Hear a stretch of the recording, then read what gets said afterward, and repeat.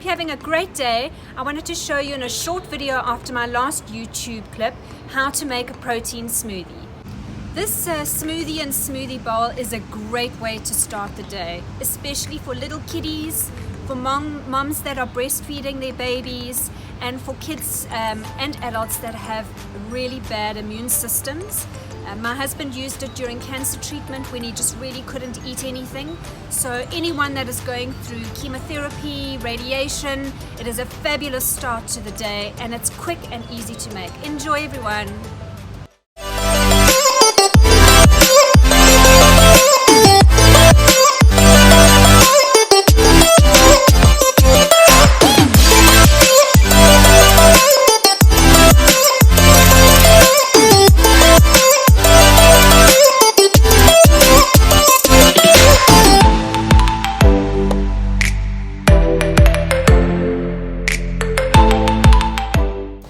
This is the end result, guys. This has been part of our lives for nearly 17 years now.